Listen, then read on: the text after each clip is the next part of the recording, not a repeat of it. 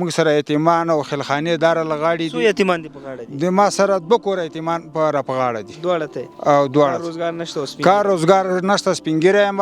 السلام علیکم ورحمت الله. ګرانو دوستانو، اوس په لویه پکتیا کې خصوصا په ګردیز ښار کې الحمدلله خوشحاله په دې یم چې 50 د یتیمانو فامیلونه مو راغوښتي. البته تاسو چې وینئ مختلف ورونه دلته ښکاري، دا هغه خل دی د یتیمان پالي، دا خل دی چې دوی ته کونډې ورناستې دي. هیواد مو جنګ ځپلی دی، په دې موږ تاسو ټول اعتراف کوو. الله دې زموږ په هیواد رحم وکړي. خو یوه کڅوړه چې موږ برابره کړې ده تقریبا د 8000 افغانیو معادل له کاټن صابون دی، 14 لیټره د غوړ بوشکه ده، 1 من دال دی، ورسره 2 کیلو چای دی، 1 من لوبیا ده، 1 من بوره ده، ورسره 50 کیلو وړه دی. دا عادي ډول باندې هر کورنۍ ته دا ضرورت دی. نو همدغه شی هم د دوی په غوښتنه باندې تیار کړو، دوی ته هم دغه دی وسپارل.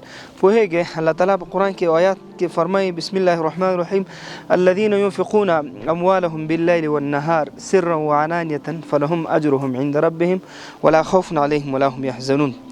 ډېر بهترینه وړاندیز الله موږ تاسو ته کړی، خصوصا هغه خلکو ته چې دوی خپل مالونه نفقه کوي، دوی خپل مالونه د ورځې شپې په پټه په ښکاره دوی د الله په لار کې مصرفوي. د دغسې یتیمانو دغسې بچه کوي، دغسې خلکو لاسنیوی کوي. الله وایي دغسې خلکو لپاره د جنت وړاندیز کړی دی، دغه د صدقې په بدل کې. همدارنګه دوی ته الله وایي ډېر لوی اجر بدله زه ورکوم.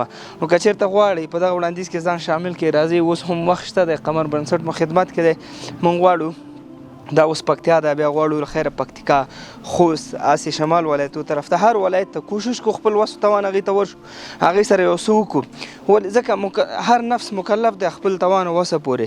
نو دغه وخت دی ورونو، دغه مشکلات دي انشاءالله دا به الله یو وخت داسې راوړي چې دا به هم حل شي. نو که چېرته غواړئ بیا هم خپلو هیوادوالو سره مرسته وکړئ. سکرین باندې درته لینک ښکاري، وټساپ نمبر هم شته، موږ مو خدمت کوو. نن پکتیا، سبا انشاءالله پکتیکا، بل ورځ بل ولایت، بل ورځ بل ولایت. خو ستاسو مرسته ضرور ده. ډېره مننه، ویډیو سره شریکه کړئ. په لوی الله مو سپارم. یو څو ورونو سره به خبرې وکړو. نور د خدای په امان. کوم ولایت دی او څنګه خل راټول شوي؟ دا د پکتیا ولایت مرکز ګردیز ده او دلته دا کسان سره ټول شوي دي. دا کومک چې ورسره اوس دي خلکو سره دا ډېر غریبانان وو او ډېر اړتیا هغه ته لرله، مرستې ته اړتیا لرله.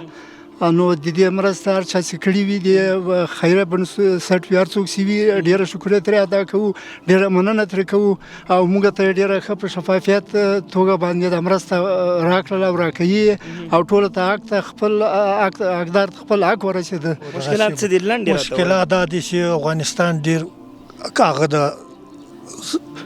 کم بغاله د زوبل ده که نه، موږ مرستو ته اړتیا لرو چې ښې مرستې را سره وشي. دغه مرستې اوس موږ سره وکړي، موږ ډېر تر خوشحاله یو. کونډې دي، یتیمان دي، په افغانستان باندې بد حال تېر شوی ده. تا خپله څومره دا 4-5 دي، خدای پاک دی یغو کار مو کې دی، موږ هم وکړي، موږ یې څه دغسې هغه تاسې موږ سره مرستې وکړې، تاسو ته د خدای امداد درکړي. دا پکتیا ولایت مرکز ګردیز دی. څنګه راغلی؟ آیا واقعا مستحق یې؟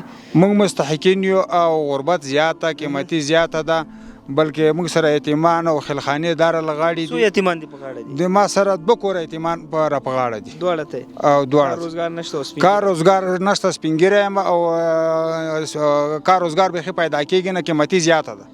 درد شته؟ درد خو بې درکه زیات درد ده. موږ مسکینانو سره دا مرسته وکړه، ته دې الله تعالی خوشحاله کړي. بس چا چې مرسته چا چې مرسته کړي، چا منډه او ترله کړي، الله تعالی دې هغو ته قدم په قدم اجرونه ورکړي. موږ سره دا مرسته وکړه، الله تعالی دې خوشحاله کړي.